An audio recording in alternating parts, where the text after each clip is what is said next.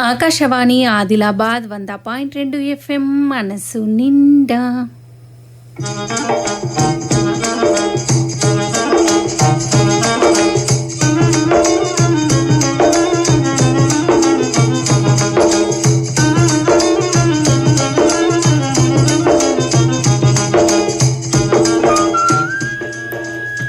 కిసాన్ వాణి కేంద్ర వ్యవసాయ రైతు సంక్షేమ మంత్రిత్వ శాఖ వారి ప్రాయోజిత కార్యక్రమం.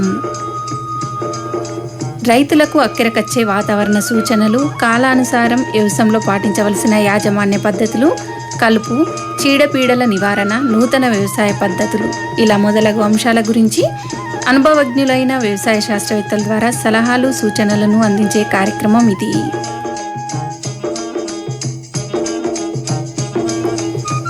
ఇయాల్టి కార్యక్రమంలో జిల్లా రైతాంగం సాగునీటి వసతి అభివృద్ధి అవకాశాల గురించి ఆదిలాబాద్ వ్యవసాయ కళాశాల అసిస్టెంట్ ప్రొఫెసర్ డాక్టర్ డి కుమారస్వామితో ముచ్చట, ఇంకా రైతు అంతరంగం శీర్షికన వంకాయ ఇతర కూరగాయల సాగు అనుభవాల గురించి ఇంద్రవెల్లి మండలం గోపాల్ సింగ్ తాండా గ్రామానికి చెందిన భరద్వాల్ గులాబ్ సింగ్తో ముచ్చట ప్రసారమవుతాయి.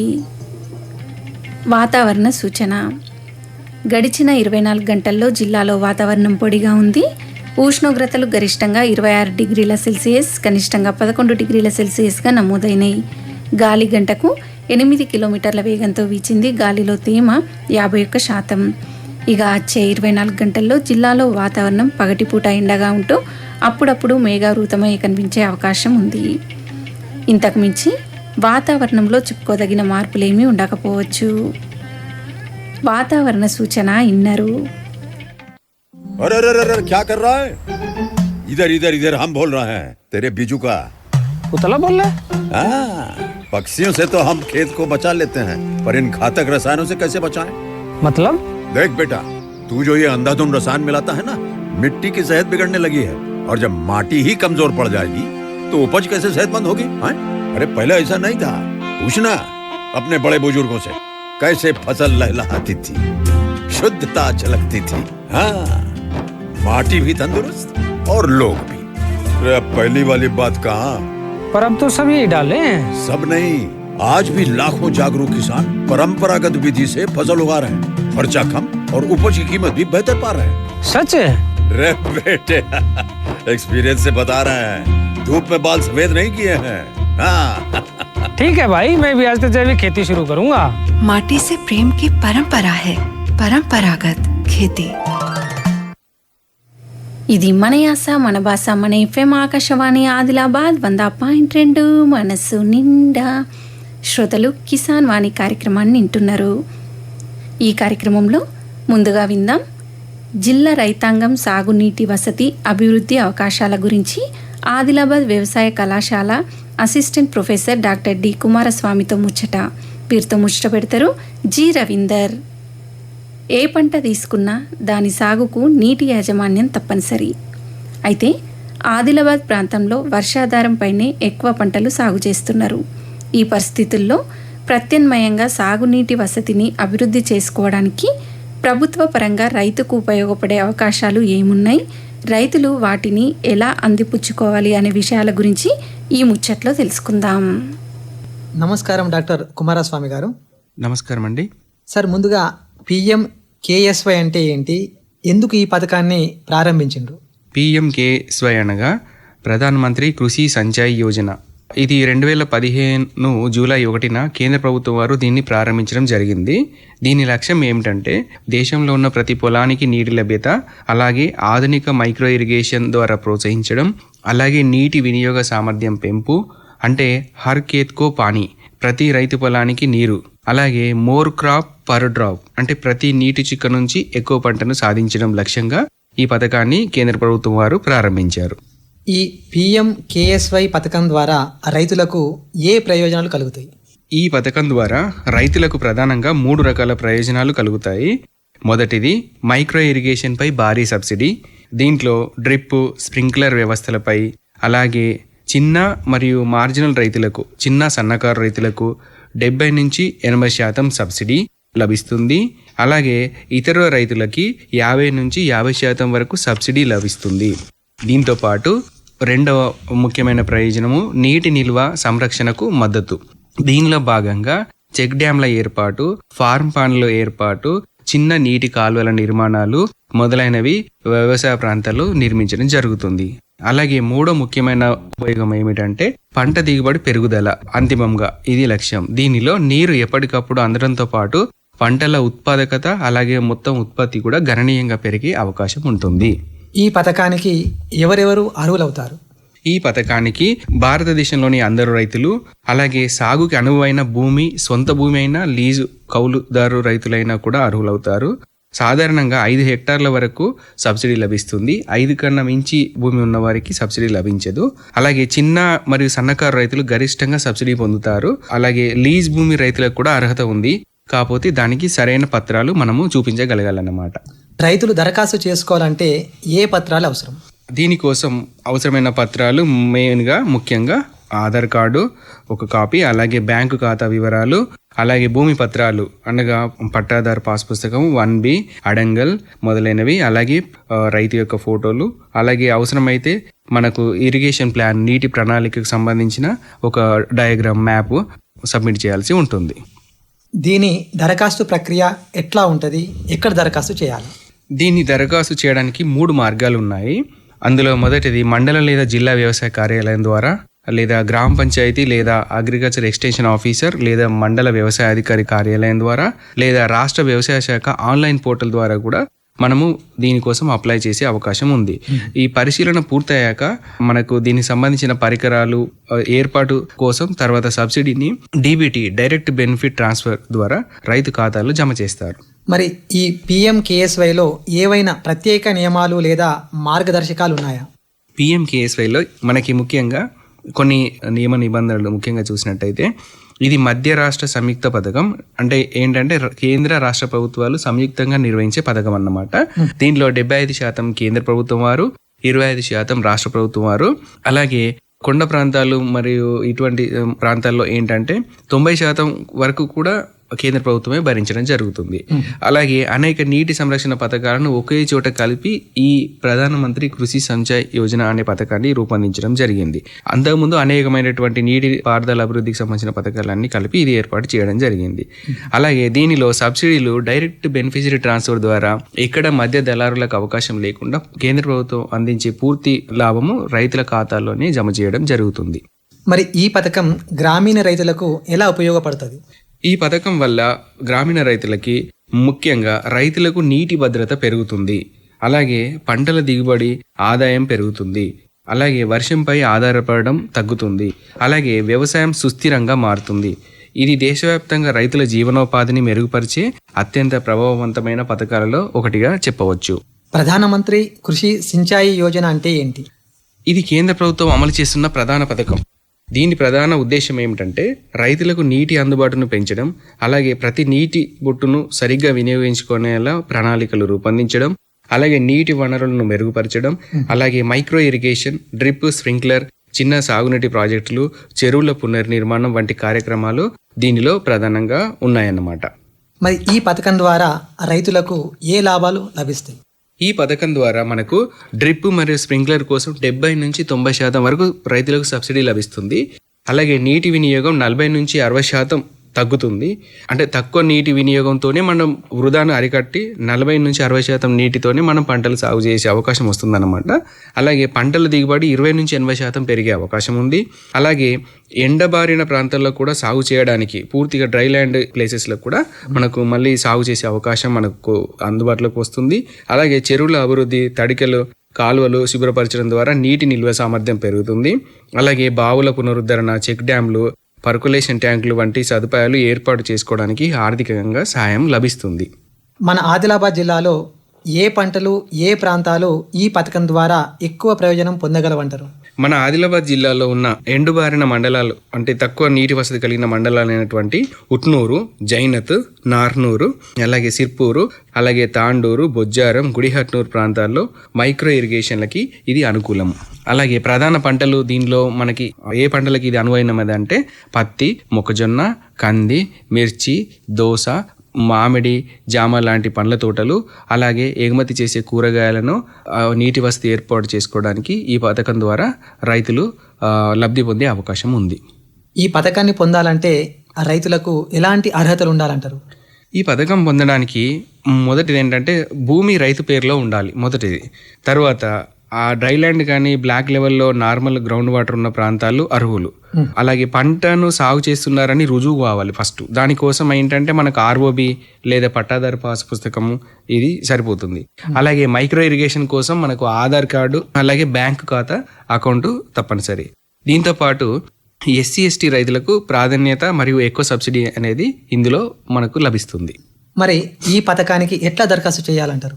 ఆదిలాబాద్ రైతులు ఈ పథకం కోసం సమీపంలోని మీ సేవా కేంద్రము లేదా అధికారిక వెబ్సైట్ PMKSY వారి మైక్రో ఇరిగేషన్ ప్రాజెక్టులో ఆన్లైన్ నమోదు చేసుకోవాలి. మరియు పంటల వివరాలు, భూమి పత్రాలు అందులో అప్లోడ్ చేయాలి. అలాగే వ్యవసాయ శాఖ అధికారులు ఫీల్డ్ వెరిఫికేషన్ చేస్తారు. దీని తర్వాత అప్లోడ్ చేసిన తర్వాత అప్పుడు అనుమతి వచ్చిన తర్వాత సరఫరాదారులతో మైక్రో ఇరిగేషన్ వ్యవస్థని మనం ఏర్పాటు చేసుకునే అవకాశం ఉంటుంది మన క్షేత్రాలలో. తర్వాత దానికైన ఖర్చు సబ్సిడీ నేరుగా రైతు ఖాతాలో జమ అవుతుంది. మన ఆదిలాబాద్ జిల్లాలో రైతులకు సహాయం చేసే కార్యాలయాలు ఉన్నాయా? ఉంటే అవి ఎక్కడున్నాయి? మన ఆదిలాబాద్ జిల్లాలో ఈ కృషి సించాయి యోజన పథకం కోసం మనకి ఎవరిని సంప్రదించాలంటే జిల్లా వ్యవసాయ అధికారి కార్యాలయం ఆదిలాబాద్ వారిని, లేదా ADA కార్యాలయం, అసిస్టెంట్ డైరెక్టర్ ఆఫ్ అగ్రికల్చర్ కార్యాలయం ఎక్కడ ఉన్నాయంటే ఉట్నూరు, బెల్లంపల్లి, బైంస, కడెం, నార్నూర్లో ఉన్నాయి. లేదా ప్రైమ్ మినిస్టర్ కృషి సించాయి యోజన సహాయ కేంద్రాలు వ్యవసాయ మార్కెట్లోని రైతు సేవా కేంద్రాల్లో కూడా సంప్రదించవచ్చును.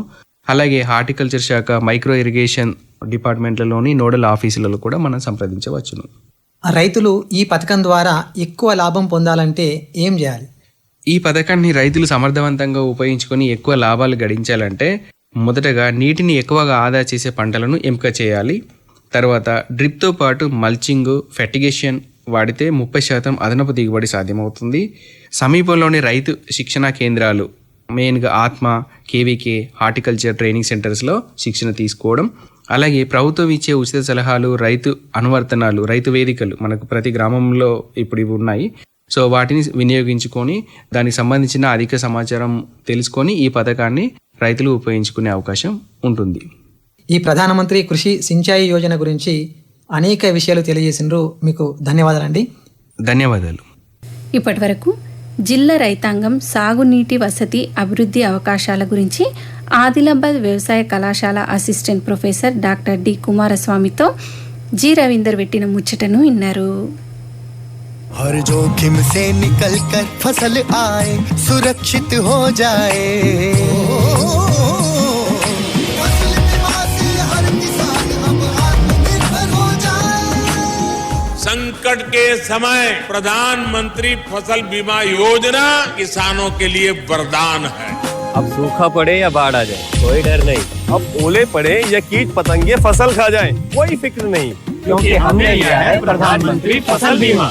बुआई से फसल कटाई तक हर जोखिम का दावा, न्यूनतम प्रीमियम पर अधिकतम भुगतान का वादा। योजना से हर साल जुड़ रहे हैं 5 करोड़ से ज्यादा किसान। अब आपकी है बारी। नजदीकी कृषि कार्यालय, सहकारी समिति, बैंक शाखा, अधिकृत बीमा कंपनी या जन सेवा केंद्र में स्वेच्छा से करा सकते हैं पंजीकरण। फसल बीमा पोर्टल या फसल बीमा ऐप द्वारा भी कराया जा सकता है पंजीकरण। प्रधानमंत्री फसल बीमा योजना, आपकी फसलों का संपूर्ण सुरक्षा कवच। कृषि एवं किसान कल्याण मंत्रालय, भारत सरकार। ఇది 4 జిల్లాల FM ఆకాశవాణి ఆదిలాబాద్ 100.2 మనస్సు నిండా కిసాన్ వాణి కార్యక్రమంలో వ్యవసాయ ముచ్చట్లను వింటున్నారు. శ్రోతలు ప్రతి సోమవారం, గురువారం, శనివారం రైతు అంతరంగం శీర్షికన ఉమ్మడి ఆదిలాబాద్కు చెందిన ఎంతోమంది రైతులు వారు పండిస్తున్న పంటలు, వ్యవసాయంలో వారి అనుభవాలు, తరతరాలుగా వ్యవసాయంలో వచ్చిన అనేక మార్పుల గురించి స్వయంగా వారే వివరిస్తారు. ఇయాల్టి రైతు అంతరంగంలో వంకాయ, ఇతర కూరగాయల సాగు అనుభవాల గురించి ఇంద్రవెల్లి మండలం గోపాల్ సింగ్ తాండా గ్రామానికి చెందిన రైతు భరద్వాల్ గులాబ్ సింగ్తో ముచ్చటింటారు. వీరితో ముచ్చట పెడతారు కె లెనిన్. దాదాపు 3 దశాబ్దాలకు పైగా వంకాయ, టమాటా, చిక్కుడుతో పాటు ఇతర కూరగాయలను కూడా పంట మార్పిడి చేస్తూ ఇతర కూరగాయలను కూడా సాగు చేస్తూ ఆదర్శంగా నిలుస్తున్న రైతు ఇంద్రవెల్లి మండలం గోపాల్ సింగ్ తాండాకు చెందిన భరద్వాల్ గులాబ్ సింగ్ వ్యవసాయ క్షేత్రంలో ఇప్పుడున్నాం. వంకాయ సాగు చేస్తున్నారు ప్రస్తుతం. వంకాయతో పాటు చిక్కుడుగాయ కూడా ఉంది. ఈ కూరగాయల సాగుకు సంబంధించి ఇంకా ఇతర పంటల సాగుకు సంబంధించిన అనుభవాలను గురించి ఇప్పుడు వారితో మాట్లాడి తెలుసుకుందాం. నమస్కారం గులాబ్ సింగ్ గారు. నమస్కారం సార్. నమస్కారం. మేము కూరగాయల సాగు చేస్తున్నాము. అయితే ఇప్పుడు మీరు దాదాపు 30-31 ఏళ్ల నుంచి కూరగాయలు సాగు చేస్తామంటున్నారు కదా. ఇప్పుడు నేను 1-2 పేర్లు చెప్పిన, అసలు మొత్తం ఏమేమి కూరగాయలు మీరు సాగు చేస్తున్నారు, ఇందులో ఎట్లా పంట మార్పు ఏమైనా చేస్తారా, దాని గురించి చెప్పండి. పంట మార్పులు చేస్తాం. సంవత్సరానికి మళ్ళీ వేరే పంట వేస్తాం. వేసిన జాగాలో ఆ పంటలు వేయం, అంటే దిగుబడి రాదు. అంటే కూరగాయలు వేసేటప్పుడు వంకాయలు వేసేటప్పుడు దాంట్లో మార్చి వంకాయలు వేస్తాం. వంకాయలు మార్చి మళ్ళీ బీరకాయలు, దోసకాయలు, కాకరకాయ వంటి ఇవి మార్చి వేస్తాము. ఎందుకంటే దిగుబడి రాదు. వేసిన పంట వేస్తే అది ముందు చెప్పినట్టు వేసిన పంట వేయకు, ఆ పొలం పాడు చేయకు అని ఆ పద్ధతి మా దగ్గర కొంచెం మేము నేర్పినాం. వేసి కూడా చూసినాం ఇంతకుముందు. అయితే అది దిగుబడి వస్తలేదు. పంటకు ఇప్పుడు వైరస్లు ఎక్కువగా సోకుతున్నాయి. మందులు కూడా సరిగా వస్తలేవు. మందులు బాగా రేటుకు పెరిగినాయి ఇప్పుడు. అయితే ఇప్పుడు ఒక మంచి మాట చెప్పిండ్రు, వేసిన పంట వేయకు, పొలం పాడు చేయకు. వేసిన పంట వేయకు, పొలం పాడు చేయకు. ఈ మాట ఎక్కడ నేర్చుకున్నారు? మేము ఇంతకు ముందు అక్షరాస్యత వచ్చింది అప్పుడు, అంటే చంద్రబాబు నాయుడు పీరియడ్ ఏమో, ఎన్టీఆర్ పీరియడ్ ఏమో. అప్పుడు మేము 7th క్లాస్ ఉన్నాము. 94లో 93-94లో అప్పుడు ఈ నేర్చుకున్నాం. అక్షరాస్యతలా ఉండి వేసిన పంట వేయకు, ఆ పొలం పాడు చేయకని. అది నేర్పి మళ్ళా మా మెదడు వచ్చేసింది అది, అంటే వేయొద్దు అని. ఎకరానికి ఖర్చు పోయి వంకాయకు ₹1,00,000 ఎట్లయినా మాకు మిగులుతాయి సంవత్సరానికి. ఇప్పుడు అంటే ఖర్చులు కూడా బాగా పెరిగినాయి. మందు ఒక డ్రమ్ మందు కొనాలంటే 2,500 పోతున్నాయి. ముందు ఏమో కినాల్ పాస్ అని ఉండే ఆ మందు 250 వస్తే ఒక 2 డ్రమ్ములు అవుతుండే. అప్పుడు 250 పట్టితే ఇప్పుడు 2,500కు పెరిగింది. మందుకు బాగా ధర పెరిగినాయి. అప్పటి నుంచి వంకాయనే సాగు చేసుకుంటూ వస్తున్నారు కదా. ఇందులో మీరు సాగు చేసే రకం వంకాయ ఏ రకం? అప్పుడు పచ్చటి వంకాయలు వేసినాం. మళ్ళీ అవి సైజు వంకాయలు వేసినాము. ఇప్పుడు ముళ్ళ వంకాయలు నడుస్తున్నాయి మార్కెట్లో. అంటే దీనికి రేటు ఉన్నది. సూపర్ గౌరవ్ అని ఇది వెరైటీ ఒకటి కొత్తగా వచ్చేసింది, మహారాష్ట్ర నుంచి వచ్చింది. ఇది వేస్తున్నాము. దీనికి ధర బాగుంది. ఈ సంవత్సరం అయితే 800, ₹1,000, 5 నెలల నుంచి ₹1,000 ఇవ్వుతున్నాయి. ఇప్పుడు కొంచెం తగ్గింది, 500-600 అయింది ఇప్పటికైతే. బాగానే మస్తు దిగుబడి బాగా ఉన్నది. అయితే ఇప్పుడు ఈ వంకాయ ఎంత విస్తీర్ణంలో వేసిండ్రు, ఎట్లా దిగుబడులు ఉన్నాయి? అంటే ఈ వంకాయలు 25 గుంటలు ఉన్నాయి. 6 ఎకరం కూడా లేదు. 25 గుంటలు అయితే 2,50,000 దాకా ఇప్పుడు అయింది. ఎందుకంటే మేము ఆవుల పేడ వేస్తాము, మన సేంద్రియ ఎరువు. అది వేస్తే కొంచెం వైరస్ తక్కువ తట్టుకుంటుంది. దాంతో మాకు మంచిగా దిగుబడి వస్తున్నది. అంటే మేము ఇది యూరియా, DAP ఇవి ఎక్కువ వాడతలేము, పేడనే వాడుతున్నాము ఎక్కువ, సేంద్రియ ఎరువు. అంటే ఎక్కువ సేంద్రియ ఎరువునే ఉపయోగించి పంట దిగుబడులు తీస్తున్నారు కాబట్టి నాణ్యత, రుచి మంచిగా ఉన్నది. మంచిగా ఉన్నాయి. అంటే అంత వైరస్ పట్టదు, రోగం రాదు అన్నట్టు. మంచిగా పచ్చటి ఉంటుంది. ఇప్పుడు కూడా 6 నెలలు అయింది కానీ ప్లాట్ మంచిగానే ఉన్నది. మీరు చూస్తున్నారు కదా, ఇప్పుడు మంచి పచ్చగానే ఉన్నది. ఎట్లా మరి దీన్ని ఎట్లా కాపాడుకుంటూ వస్తున్నారు, ఎట్లాంటి జాగ్రత్తలు తీసుకుంటున్నారు? జాగ్రత్తలు అంటే అదే మందులు వాడుతున్నాం. ఒక 20 రోజులకు ఒకటిసారి DAP, పొటాస్, యూరియా అవి కొంచెం వాడుకుంటూ అది కాపాడుకుంటూ వస్తున్నాము. అయితే ఇప్పుడు ఈ వంకాయ ఎప్పటిదాకా వెళ్తుంది ఖాతా? ఈ వంకాయ ఏప్రిల్ దాకా వెళ్తుంది. అంటే 15 గుంటల 3 లక్షలు అయితే, 1,00,000 ఖర్చు పోతే 2 లక్షలు మిగులుతాయి. మళ్ళా ఏమో పత్తి వేసినాం కానీ 3 బ్యాగులు వేసినాం, 2 ఎకరాలు, 4-5 కుంటలు వెళ్ళినాయి. పత్తిలో ఏం లేదు. ఈ సంవత్సరం వర్షం బాగా పడింది కదా, వర్షంతో మొత్తం పంట నష్టపోయినాం. అయితే ఇప్పుడు పత్తి ఆదుకోలేదు కానీ కూరగాయలు, వంకాయలు, ఈ కూరగాయలు ఆదుకుంటున్నాయి. కూరగాయలు ఆదుకుంటున్నాయి. ఎందుకంటే తిప్పలు కూడా ఉంటాయి, కష్టం బాగా ఉంటుంది. దాంట్లో కష్టం చేస్తేనే రైతులకి అదే గోసాన్ని ఎప్పుడు కానీ మంచిగానే వెళ్తున్నాయి.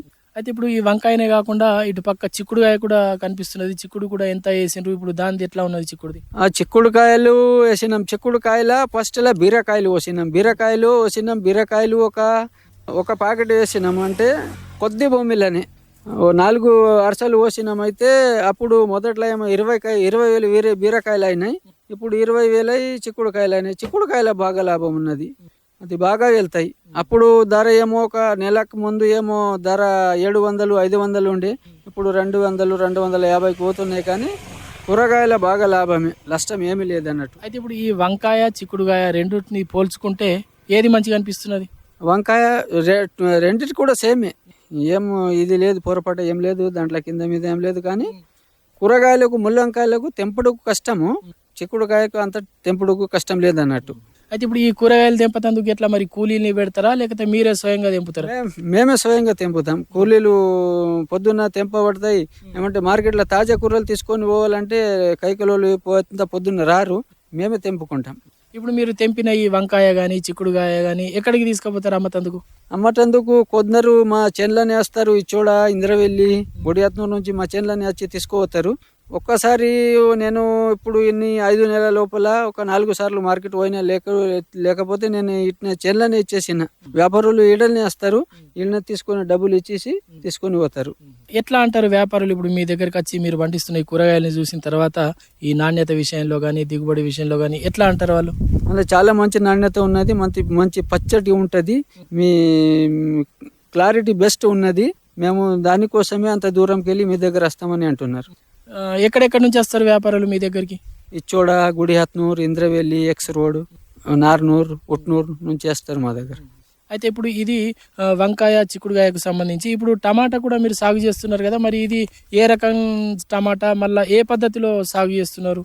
టమాటాలు చేస్తున్నాం కానీ ఈ సంవత్సరం అయితే టమాటాలు అంత ఏం దిగుబడి రాలేదు. ఎందుకంటే వర్షం ఎక్కువైంది కదా, మొత్తం చెడు ఎండిపోయింది. ఈ సంవత్సరం టమాటా కాయలు అంత లాభం లేదు. ధర ముందు లేకుండే మాది వెళ్ళినప్పుడు, ఇప్పుడు కొంచెం ధర పెరిగింది, 1000 రూపాయల దాకా పోతున్నాయి. ఇప్పుడు అంటే వైరస్ బాగా తట్టుకుంటున్నది. వైరస్కు మందులు కూడా అంత కొట్టినాం కానీ ఏం లాభం రాలేదు. అయితే ఇప్పుడు ఎట్లా అంటే పందిరి పద్ధతిలోనా లేదా స్టేకింగ్ పద్ధతిలోనా ఎట్లా సాగు చేస్తున్నారు టమాటా? స్టేకింగ్ పద్ధతిలో సాగు చేసినాము కానీ అవి ఎండిపోయింది మొత్తం. ప్రతి సంవత్సరం ఒక 15 సంవత్సరాల నుండి అయితే స్టేకింగ్ చేస్తున్నాం. మొదట్లో వేసినప్పుడు కిందనే ప్లాట్ ఉంటుంది భూమి మీదనే, అప్పుడు మంచిగా వెళ్తుండే కానీ అప్పుడు అంత వైరస్ లేకుండే. ఇప్పుడు వైరస్ బాగా వచ్చేసింది.